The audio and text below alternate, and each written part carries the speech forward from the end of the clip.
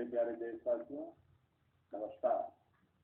Corona के प्रभाव से हमारी मन की बात भी अछूती नहीं रही है। जब मैंने पिछली बार आपसे मन की बात की थी, तब पैसेंजर ट्रेनें बंद थी, बसें बंद थी, हवाई सेवा बंद थी। इस बार बहुत कुछ खुल चुका है। श्रमिक स्पेशल ट्रेनें चल रही हैं, अन्य स्पेशल ट्रेनें भी शुरू हो गई हैं। तमाम सावधानियों के साथ हवाई जहाज उड़ने लगे। धीरे धीरे उद्योग भी चलना शुरू हुआ है, यानी अर्थव्यवस्था का एक बड़ा हिस्सा अब चल पड़ा है, खुल गया है। ऐसे में हमें और ज्यादा सतर्क रहने की आवश्यकता है। 2 गज की दूरी का नियम हो, मुंह पर मास्क लगाने की बात हो सके तो वहां तक घर में रहना हो, ये सारी बातों का पालन, उसमें जरा भी ढिलाई नहीं बरतनी चाहिए। देश में सबके सामूहिक प्रयासों से कोरोना के खिलाफ लड़ाई बहुत मजबूती से लड़ी जा रही है। जब हम दुनिया की तरफ देखते हैं तो हमें अनुभव होता है कि वास्तव में भारतवासियों की उपलब्धि कितनी बड़ी है। हमारी जनसंख्या ज्यादातर देशों से कई गुना ज्यादा है। हमारे देश में चुनौतियां भी भिन्न प्रकार की हैं, लेकिन फिर भी हमारे देश में कोरोना उतनी तेजी से नहीं फैल पाया जितना दुनिया के अन्य देशों में फैला। कोरोना से होने वाले मृत्यु दर भी हमारे देश में काफी कम है।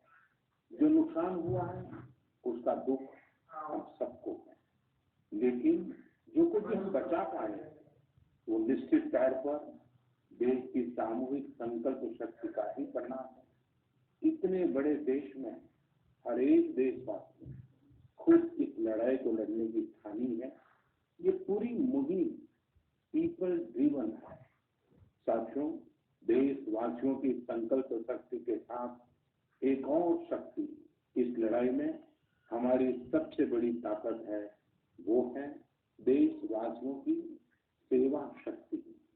वास्तव में इस महामारी के समय हम भारतवासियों ने ये दिखा दिया है कि सेवा और त्याग का हमारा विचार केवल हमारा आदर्श नहीं है, बल्कि भारत की जीवन पद्धति है। और हमारे यहाँ तो कहा गया है, सेवा परमो धर्मः। सेवा स्वयं में सुख है, सेवा में ही संतोष है। आपने देखा होगा कि दूसरों की सेवा में लगे व्यक्ति के जीवन में कोई डिप्रेशन या तनाव कभी नहीं दिखता। उसके जीवन में, जीवन को लेकर उसके नजरिए में भरपूर आत्मविश्वास, सकारात्मकता और जीवंतता प्रतिपल नजर आती है।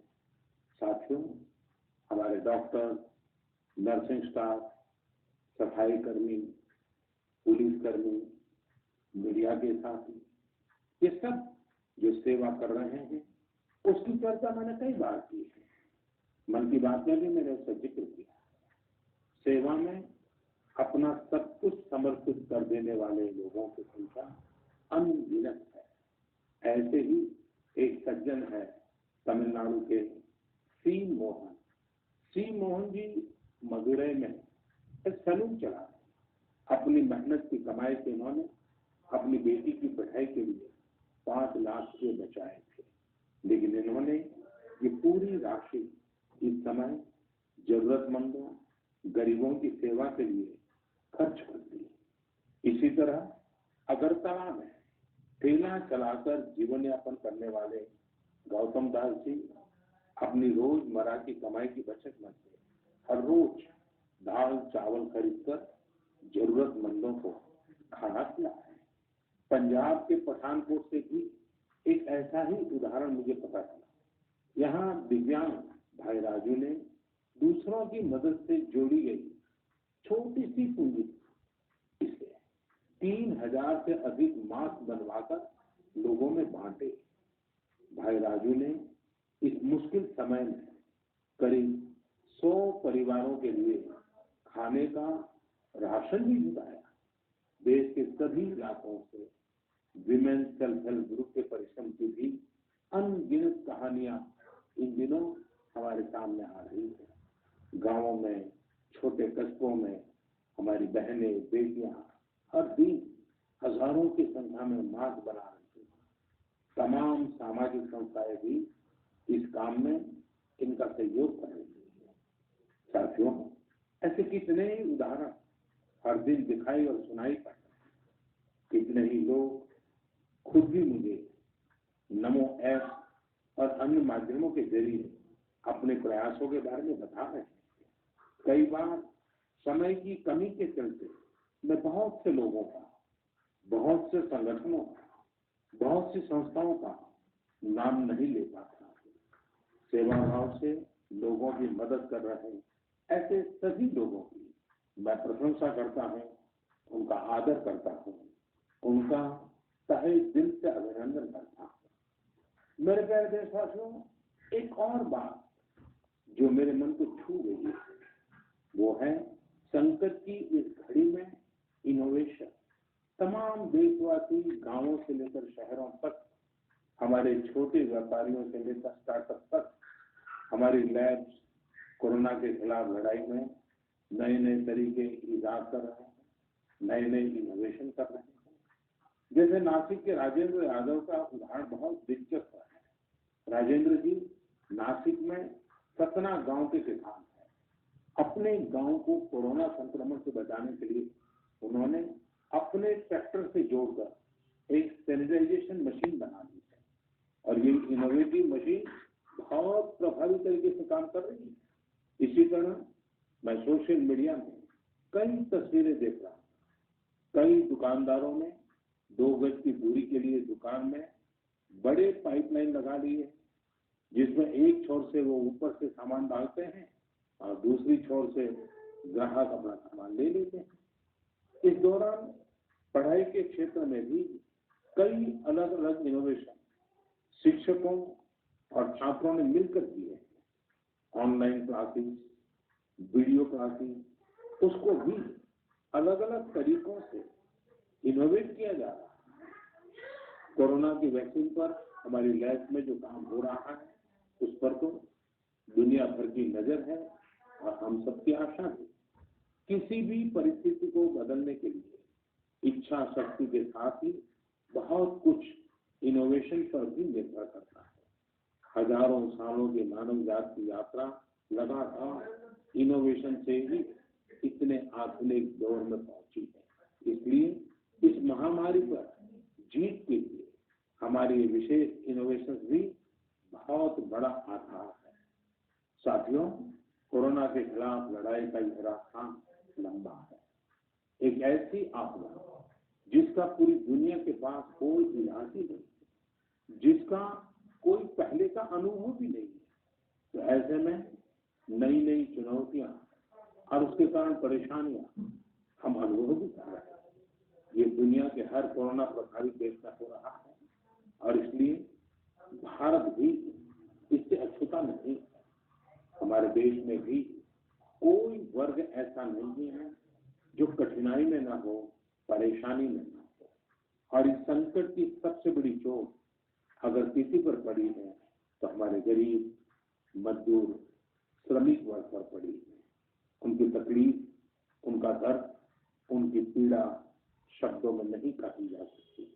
हम में से कौन ऐसा होगा जो उनकी और उनके परिवार की तकलीफों को अनुभव न कर रहा हो। हम सब मिलकर इस तकलीफ को, इस पीड़ा को बांटने का प्रयास कर रहे हैं। पूरा देश प्रयास कर रहा है। हमारे रेलवे के साथी दिन रात लगे हुए, केंद्र हो, राज्य हो, स्थानीय स्वराज की संस्थाएं हो, हर कोई दिन रात मेहनत कर रहे हैं। जिस प्रकार रेलवे के कर्मचारी आज छुट्टी हुए हैं, वे भी एक प्रकार से अग्रिम पंक्ति में खड़े कोरोना वॉरियर ही है। लाखों श्रमिकों को ट्रेनों से और बसों से सुरक्षित ले जाना, उनके खाने पीने की चिंता करना, हर जिले में क्वारंटाइन केंद्रों की व्यवस्था करना, सभी की टेस्टिंग, चेकअप उपचार की व्यवस्था करना, ये सब काम लगातार चल रहा है और बहुत बड़ी मात्रा में चल रहा है। लेकिन साथियों, जो दृश्य आज हम देख रहे हैं, इससे देश को अतीत में जो कुछ हुआ उसके अवलोकन और भविष्य के लिए सीखने का अवसर भी मिला है।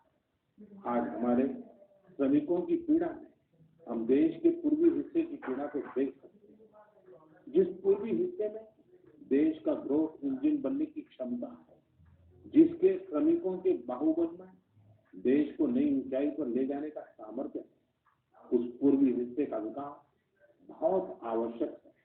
पूर्वी भारत के विकास से ही देश का संतुलित आर्थिक विकास संभव है। देश ने जब मुझे सेवा का अवसर दिया, तभी से हमने पूर्वी भारत के विकास को प्राथमिकता दी है। मुझे संतोष है कि बीते वर्षों इस दिशा में बहुत कुछ हुआ है और अब प्रवासी मजदूरों को देखते हुए बहुत कुछ नए कदम उठाना भी आवश्यक हो गया है और हम लगातार उस दिशा में आगे बढ़ रहे हैं। जैसे कहीं श्रमिकों की स्किल मैपिंग का काम हो रहा है, कहीं स्टार्टअप्स इस काम में जुटे हैं, कहीं माइग्रेशन कमीशन बनाने की बात हो रही है। इसके अलावा केंद्र सरकार ने अभी जो फैसले लिए उससे भी गांवों में रोजगार, स्वरोजगार, लघु उद्योगों से जुड़ी विशाल संभावनाएं खुली है। ये फैसले इन स्थितियों के समाधान के लिए हैं, आत्मनिर्भर भारत के लिए।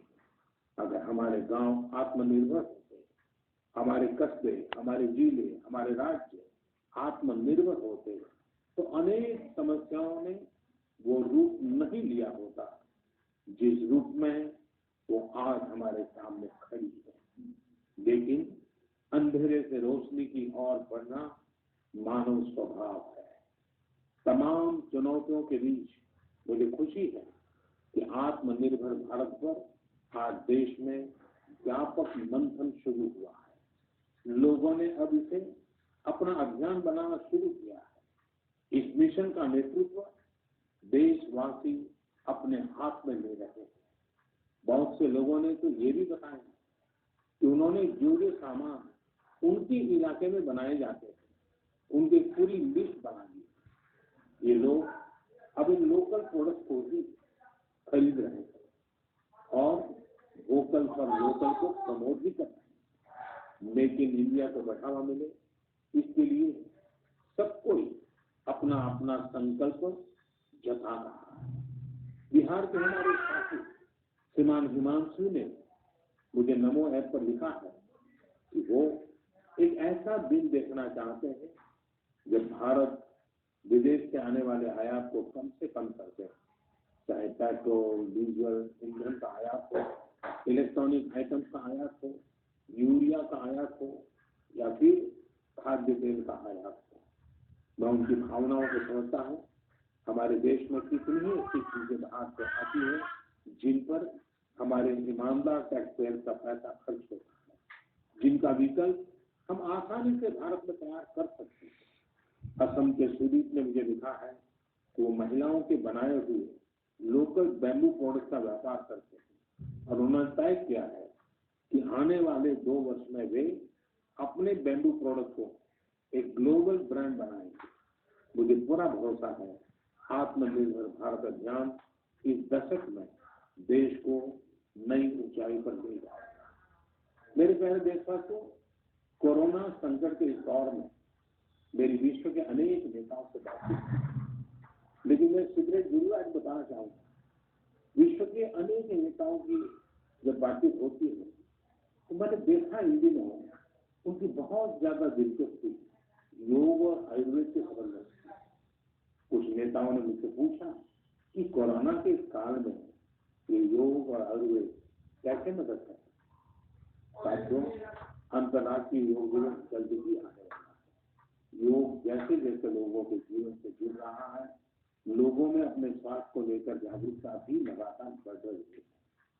अभी कोरोना संकट के दौरान भी ये देखा जा रहा है कि बॉलीवुड से हरिद्वार तक घर में रहते हुए लोग योग पर बहुत गंभीरता से ध्यान दे रहे हैं।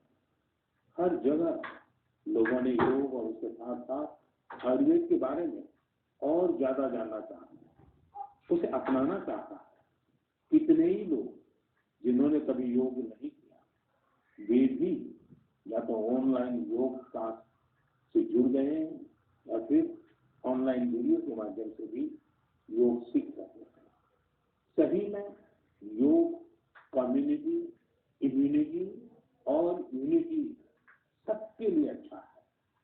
साथियों, कोरोना संकट के समय में योग आज इसलिए भी ज्यादा अहम है क्योंकि ये वायरस हमारे रेस्पिरेटरी सिस्टम को सबसे अधिक प्रभावित करता है। योग में तो रेस्पिरेटरी सिस्टम को मजबूत करने वाले कई तरह के प्राणायाम हैं जिनका असर हम लंबे समय से देखते आ रहे हैं। ये टाइम टेस्टेड टेक्निक है जिसका अपना अलग महत्व है। कपालभाति और अनुलोम विलोम प्राणायाम से अधिकतर लोग परिचित हैं, लेकिन भस्त्रिका, शीतली, भ्रामरी जैसे कई प्राणायाम के प्रकार हैं जिसके अनेक लाभ भी हैं। वैसे आपके जीवन में योग को बढ़ाने के लिए आयुष मंत्रालय ने भी इस बार एक अनोखा प्रयोग किया है। आयुष मंत्रालय ने माई लाइफ माई योग नाम से अंतर्राष्ट्रीय वीडियो ब्लॉग उसकी प्रतियोगिता शुरू की है। भारत ही नहीं पूरी दुनिया के लोग इस प्रतियोगिता में हिस्सा ले सकते हैं। इसमें हिस्सा लेने के लिए आपको अपना 3 मिनट का एक वीडियो बना करके अपलोड करना होगा। इस वीडियो में आप जो योग या आसन करते हैं वो करते हुए दिखाना है और योग से आपके जीवन में जो बदलाव आया है उसके बारे में भी बताना है। मेरा आपसे अनुरोध है आप सभी इस प्रतियोगिता में अवश्य भाग लें और इस नए तरीके से अंतर्राष्ट्रीय योग दिवस में आप हिस्सेदार बनिए। साथियों, हमारे देश में करोड़ों करोड़ गरीब दशकों से एक बहुत बड़ी चिंता में रह गया है। अगर बीमार पड़ गए तो क्या होगा, अपना इलाज कराएं या फिर परिवार के लिए रोटी की चिंता करें। इस तकलीफ को समझते हुए इस चिंता को दूर करने के लिए भी करीब 1.5 साल पहले आयुष्मान भारत योजना शुरू की गई थी। कुछ ही दिन पहले आयुष्मान भारत के लाभार्थियों की संख्या 1 करोड़ के पार हो गई है। 1 करोड़ से ज्यादा मरीज मतलब देश के 1 करोड़ से अधिक परिवारों की सेवा हुई है। 1 करोड़ से ज्यादा मरीज का मतलब क्या होता है मालूम है? 1 करोड़ से ज्यादा मरीज मतलब नॉर्वे जैसा देश, सिंगापुर जैसा देश, उसकी जो टोटल जनसंख्या है उससे 2 गुना लोगों को मुफ्त में इलाज दिया गया है। अगर गरीबों को अस्पताल में भर्ती होने के बाद इलाज के लिए पैसे देने पड़ते, इनका मुफ्त इलाज नहीं हुआ होता तो उन्हें एक मोटा मोटा अंदाज है करीब 14,000 करोड़ रुपये से भी ज्यादा अपनी जेब से खर्च करने पड़ते। आयुष्मान भारत योजना ने गरीबों के पैसे खर्च होने से बचाए हैं। मैं आयुष्मान भारत के सभी लाभार्थियों के साथ साथ मरीजों का उपचार करने वाले सभी डॉक्टरों, नर्सेज और मेडिकल स्टाफ को भी बधाई देता हूँ। आयुष्मान भारत योजना के साथ एक बहुत बड़ी विशेषता पोर्टेबिलिटी की सुविधा भी। पोर्टेबिलिटी ने देश को एकता के रंग में रंगने में भी मदद की है। यानी बिहार का कोई गरीब अगर चाहे तो उसे कर्नाटका में भी वही सुविधा मिलेगी जो उसे अपने राज्य में मिलती। इसी तरह महाराष्ट्र का कोई गरीब चाहे तो इलाज की वही सुविधा तमिलनाडु में मिलेगी। इस योजना के कारण किसी क्षेत्र में जहां स्वास्थ्य की व्यवस्था कमजोर है वहां के गरीब को देश के किसी भी कोने में उत्तम इलाज कराने की सहूलियत। आप ये जानकर हैरान रह जाएंगे कि 1 करोड़ लाभार्थियों में से 80% लाभार्थी देश के ग्रामीण इलाके हैं। इनमें भी करीब 50% लाभार्थी हमारी माताएं, बहनें और बेटियां हैं। इन लाभार्थियों में ज्यादातर लोग ऐसी बीमारियों से पीड़ित हैं जिनका इलाज सामान्य दवाओं से संभव नहीं था। इनमें से 70% लोगों की सर्जरी की गई। आप अनुमान लगा सकते हैं कि कितनी बड़ी तकलीफों से इन लोगों को मुक्ति मिली है। मणिपुर के चुरा चांदपुर में 6 साल के बच्चे केलेनसांग, उसको भी इसी तरह आयुष्मान योजना से नया जीवन मिला। केलेनसांग को इतनी छोटी उम्र में ब्रेन की गंभीर बीमारी है। इस बच्चे के पिता दिहाड़ी मजदूर हैं और मां बुनाई का काम करती है। ऐसे में बच्चे का इलाज कराना बहुत कठिन हो रहा है, लेकिन आयुष्मान भारत योजना से अब उनके बेटे का मुफ्त इलाज हो गया है। कुछ इसी तरह का अनुभव पुडुचेरी की अमूर्था वल्ली जी का भी है। उनके लिए भी आयुष्मान भारत योजना संकट मोचक बनकर आई है। अमूर्था वल्ली जी के पति की हार्ट अटैक से दुखद मृत्यु हो चुकी है। उनके 27 साल के बेटे जीवा को भी हार्ट की बीमारी थी। डॉक्टर्स ने जीवा के लिए सर्जरी की सलाह दी थी, लेकिन दिहाड़ी मजदूरी करने वाले जीवा के लिए अपने घर से इतना बड़ा ऑपरेशन करवाना संभव ही नहीं था। लेकिन अमूर्था वल्ली ने अपने बेटे का आयुष्मान भारत योजना में रजिस्ट्रेशन करवाया और 9 दिनों बाद बेटे जीवा के हार्ट की सर्जरी भी हो गई। साथियों, मैंने आपको सिर्फ 3-4 घटनाओं का जिक्र किया। आयुष्मान भारत से तो ऐसी 1 करोड़ से अधिक कहानियां जुड़ी हुई है। ये कहानियां जीते जागते इंसानों की, दुख तकलीफ से मुक्त हुए हमारे अपने परिवारजनों की। आपसे मेरा आग्रह है, कभी समय मिले तो ऐसे व्यक्ति से जरूर बात करिएगा जिसने आयुष्मान भारत योजना के तहत अपना इलाज कराया है। आप देखेंगे कि जब एक गरीब बीमारी से बाहर आता है, उसमें गरीबी से लड़ने की भी ताकत नजर आती है।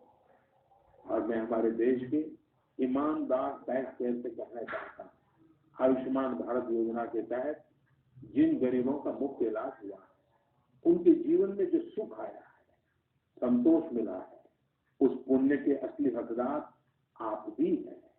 हमारा ईमानदार टैक्स पेयर भी इस पुण्य का हकदार है। मेरे प्यारे देशवासियों, एक तरफ हम महामारी से लड़ रहे हैं, तो दूसरी तरफ हमें हाल में पूर्वी भारत के कुछ हिस्सों में प्राकृतिक आपदा का भी सामना करना पड़ा है। पिछले कुछ हफ्तों के दौरान हमने पश्चिम बंगाल और उड़ीसा में सुपर साइक्लोन अम्फान का कहर देखा। तूफान से अनेकों घर तबाह हो गए, किसानों को भी भारी नुकसान हुआ। हालात का जायजा लेने के लिए मैं पिछले हफ्ते उड़ीसा और पश्चिम बंगाल और उड़ीसा के लोगों ने जिस हिम्मत और बहादुरी के साथ हालात का सामना किया, प्रशंसित। संकट की घड़ी में देश भी हर तरफ से वहां के लोगों के साथ खड़ा। साथियों, एक तरफ जहां पूर्वी भारत तूफान से आई आपदा का सामना कर रहा है, वहीं दूसरी तरफ देश के कई हिस्से टिड्डियों या लोकस्ट के हमले से प्रभावित हुए। इन हमलों ने फिर हमें याद दिलाया है कि छोटा सा जीव कितना नुकसान कर रहा है। टिड्डी दल का हमला कई दिनों तक चलता है, बहुत बड़े क्षेत्र पर इसका प्रभाव पड़ता है। भारत सरकार हो, राज्य सरकार हो, कृषि विभाग हो, प्रशासन भी इस संकट के नुकसान से बचने के लिए किसानों की मदद करने के लिए आधुनिक संसाधनों का भी उपयोग कर रहा है। नए नए आविष्कार की तरफ भी ध्यान दे रहा है। और मुझे विश्वास है कि हम सब मिलकर के हमारे कृषि क्षेत्र पर ये जो संकट आया है, उससे भी लोहा लेंगे, बहुत कुछ बचा लेंगे। मेरे प्यारे देशवासियों, कुछ दिन बाद ही 5 जून को पूरी दुनिया विश्व पर्यावरण दिवस मनाएगी। विश्व पर्यावरण दिवस पर इस साल की थीम है बायोडायवर्सिटी, यानी जैव विविधता। वर्तमान परिस्थितियों में यह थीम विशेष रूप से महत्वपूर्ण है। लॉकडाउन के दौरान पिछले कुछ हफ्तों में जीवन की रफ्तार थोड़ी धीमी जरूर हुई है, लेकिन इससे हमें अपने आसपास प्रकृति की समृद्ध विविधता को, जैव विविधता को करीब से देखने का अवसर भी मिला है। आज कितने ही ऐसे पक्षी जो प्रदूषण और शोर शराबे में ओझल हो गए थे, सालों बाद उनकी आवाज को लोग अपने घरों में सुन रहे हैं। अनेक जगहों से जानवरों के उन्मुक्त विचरण की खबरें भी आ रही है। मेरी तरह आपने भी सोशल मीडिया में जरूर इन बातों को देखा होगा, पढ़ा होगा। बहुत लोग कह रहे हैं, लिख रहे हैं, तस्वीरें साझा कर रहे हैं कि वो अपने घर से दूर दूर पहाड़ियां देख पा रहे हैं, दूर दूर जलती हुई रोशनी देख रहे हैं। इन तस्वीरों को देखकर कई लोगों के मन में ये संकल्प उठा होगा, क्या हम उन दृश्यों को ऐसे ही बना रह सकते हैं? इन तस्वीरों ने लोगों को प्रकृति के लिए कुछ करने की प्रेरणा दी थी। नदियां सदा स्वच्छ रहें, पशु पक्षियों को भी खुलकर जीने का हक मिले, आसमान भी साफ सुथरा हो, इसके लिए हम प्रकृति के साथ तालमेल बिठाकर जीवन जीने की प्रेरणा ले सकते हैं। मेरे प्यारे देशवासियों, हम बार बार सुनते हैं, जल है तो जीवन है, जल है तो कल है, लेकिन जल के साथ हमारी जिम्मेदारी भी है। वर्षा का पानी, बारिश का पानी हमें बचाना है, एक एक बूंद को बचाना। गांव गांव वर्षा के पानी को हम कैसे बचाएं? परंपरागत बहुत सरल उपाय है, उन सरल उपाय से भी हम पानी को रोक सकते हैं। 5 दिन 7 दिन भी अगर पानी रुका रहेगा तो धरती माँ के पास बुझाएगा, पानी फिर जमीन में जाएगा, वही जल जीवन की शक्ति बन जाएगा। और इसलिए इस वर्षा ऋतु में हम सबका प्रयास रहना चाहिए कि हम पानी को बचाएं, पानी को संरक्षण करें। मेरे प्यारे देशवासियों, स्वच्छ पर्यावरण सीधे हमारे जीवन, हमारे बच्चों के भविष्य का विषय है। इसलिए हमें व्यक्तिगत स्तर पर भी इसकी चिंता करनी होगी।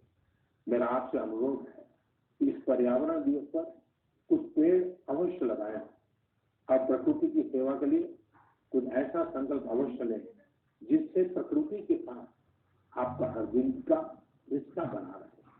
हाँ, गर्मी बढ़ रही है, इसलिए पक्षियों के लिए पानी का इंतजाम करना मत भूलिएगा। साथियों, हम सबको ये भी ध्यान रखना, इतनी कठिन तपस्या के बाद, इतनी कठिनाइयों के बाद देश ने जिस तरह हालत संभाला उसे बिगड़ने नहीं दिया।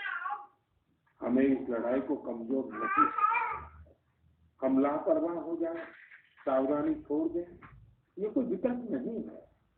कोरोना के खिलाफ लड़ाई अब भी उतनी ही गंभीर है।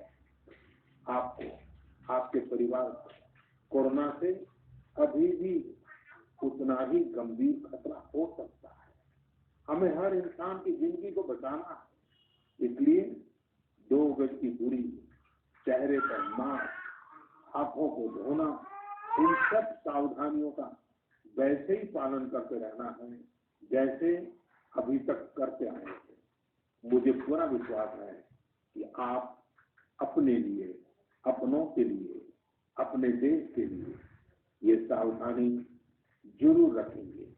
इसी विश्वास के साथ आपके उत्तम स्वास्थ्य के लिए मेरी हार्दिक शुभकामनाएं हैं। अगले महीने फिर एक बार मन की बात अनेक नए विषयों के साथ जरूर करेंगे। धन्यवाद।